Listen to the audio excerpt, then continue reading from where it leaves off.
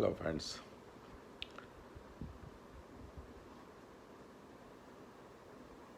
It is clear cut proven that ECP heart treatment that is approved by US FDA for angina treatment in 2002, approved for congestive heart failure. They also approve it for heart attack, cardiogenic shock, post-COVID symptom, fatigue syndrome.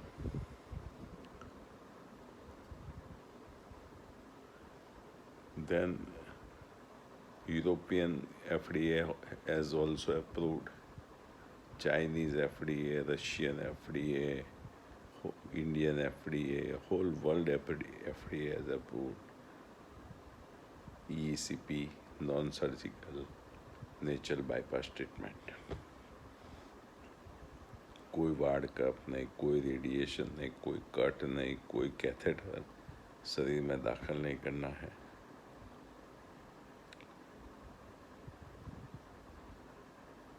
हम लोग video जो बनाते हैं उसमें हम simple video बनाते हैं, जो टॉक करते हैं आपसे,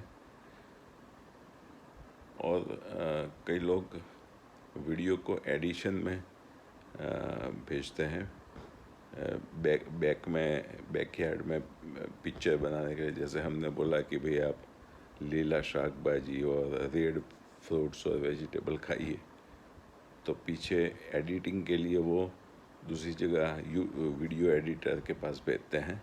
पेड सर्विस होती है वो. तो उसमें टोमेटो, सफरजन या बीट वगैरह के पिक्चर अलग अलग बताएंगे. फिर ECP में तो हम लाइव डेमो आपको बताते हैं, जो अगले वीडियो में आपने देखा होगा. ECP हम हमारी निगरानी में कर देते हैं. कई लोग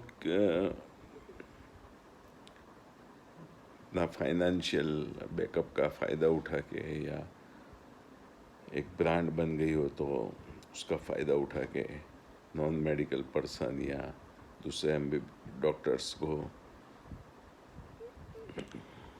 फ्रेंचाइजी देते हैं परसेंटेज पे, और 100 सेंटर खोलता है प्रोफेशनल इनकम के लिए. इसमें कोई पेशेंट का हित हो जाएगा ऐसी बात नहीं है, क्योंकि पेशेंट को तो प्रॉपर ट्रीटमेंट चाहिए. और प्रॉपर ट्रीटमेंट के लिए आपको 100 सेंटर खोलेंगे या 200 सेंटर खोलेंगे, वो तो कोई भी इन्वेस्टर भी खोल सकता है एक ब्रांड हो जाने के बाद. लेकिन पेशेंट ECP में inflation and deflation of cups, जो पैर में कप्स लगाते हैं 3 भाग में, लोअर लेग, मिडल लेग और थाई, एंड चेस्ट में ECG के टाइप के इलेक्ट्रोड्स लगते हैं, तो वो प्रॉपर टाइमिंग और कंजेस्टिव हार्ट फेलियर का प्रोटोकॉल और एंजाइना का प्रोटोकॉल अलग अलग होता है. तो फ्रेंचाइजी देने में एक फाइनेंशियल हित ही सामने होता है. बाकी तो पेशेंट को ट्रीट तो जो लोकल डॉक्टर्स होते हैं वहाँ फ्रेंचाइजी दी है वही करते हैं. तो मैं ऐसा सजेशन देता हूँ कि आप ट्रेन डॉक्टर से ही ECP अपनी निगरानी में लीजिए, क्योंकि ECP को कांस्टेंट मॉनिटरिंग करना पड़ता है. वो ऐसा नहीं है कि एक बार सिखा दिया तो वो नर्स या टेक्नीशियन या वो जो फ्रेंचाइजर है वो एक ही मेथड में चला देगा. इसमें बहुत से चेंजेस करने पड़ते हैं. इसमें 3 फेज़ होते हैं ECP के. तो हर एक फेज़ में कभी कभी दवाइयाँ भी चेंज होती है, और हर एक फेज़ में इन्फ्लेशन डिफ्लेशन और प्रेशर और काफ मसल और दूसरे जो न्यूमेटिक कफ लगाते हैं वो उनमें से प्रेशर कितना देना वो सब ध्यान रखना पड़ता है। तो वो कांस्टेंट मॉनिटरिंग की ज़रूरत होती है। इसलिए हम लोग, हमारे 2 सेंटर्स हैं अहमदाबाद में, हम लोग पर्टिकुलरली हार्ट फेलियर में हार्ट का पंपिंग बढ़ाने का काम करते हैं और नेचुरल बाईपास और एंजाइना की ट्रीटमेंट का काम करते हैं। लेकिन हम जो हमारे से कांस्टेंट फोकस रख सके, हम फिज़िकली और अपने दूसरे सोर्सेस द्वारा पेशेंट का मॉनिटरिंग कर सके, इतना ही काम करते हैं।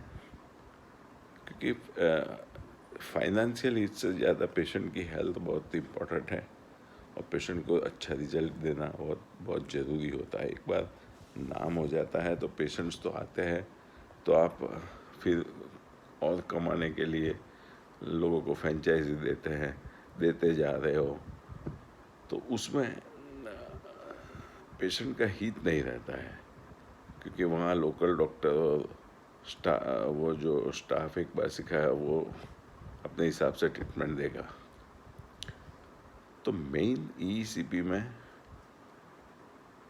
ट्रेन डॉक्टर का कांस्टेंट मॉनिटरिंग जरूरी होता है।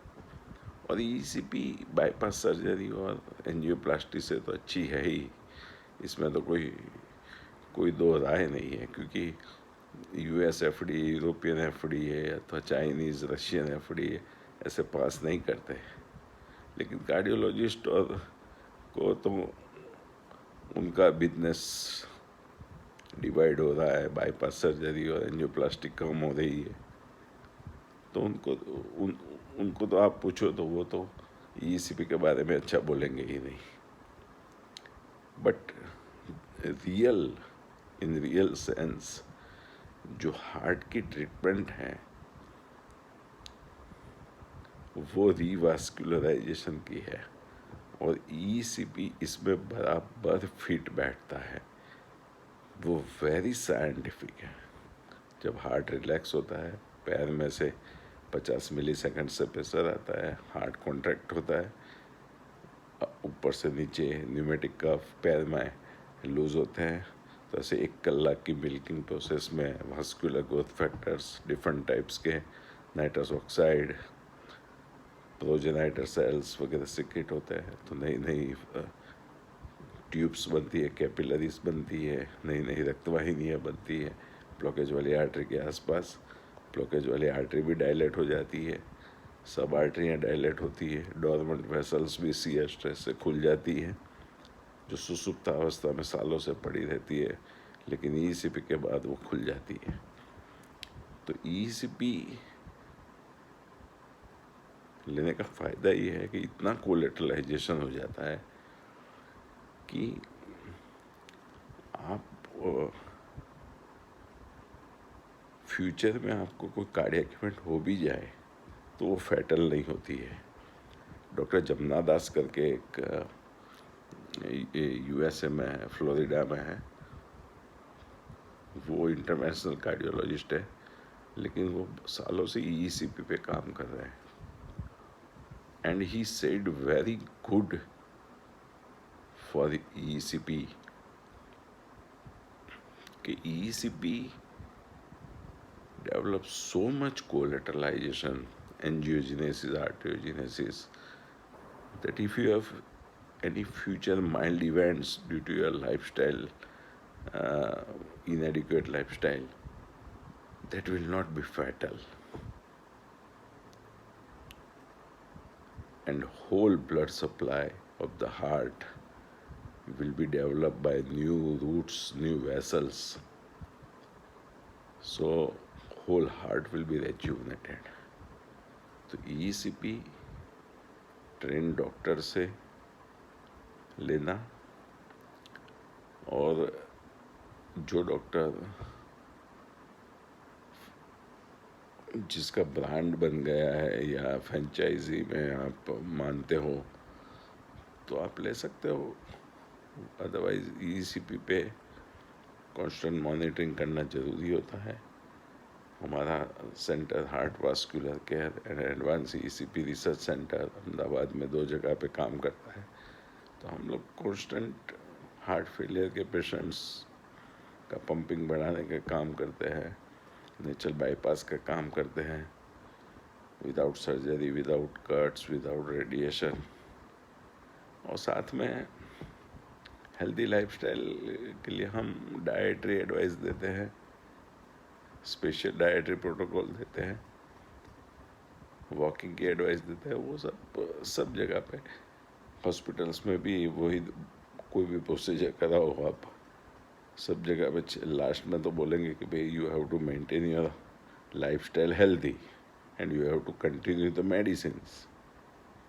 तो वो तो है, लेकिन ईसीपी में दवाइयाँ कम हो जाती हैं, डायबिटीज़ की दवाइयाँ कम होती है, इंसुलिन बंद हो जाते हैं, किडनी डिसीज इम्प्रूव होता है, ओबेसिटी इम्प्रूव होती है,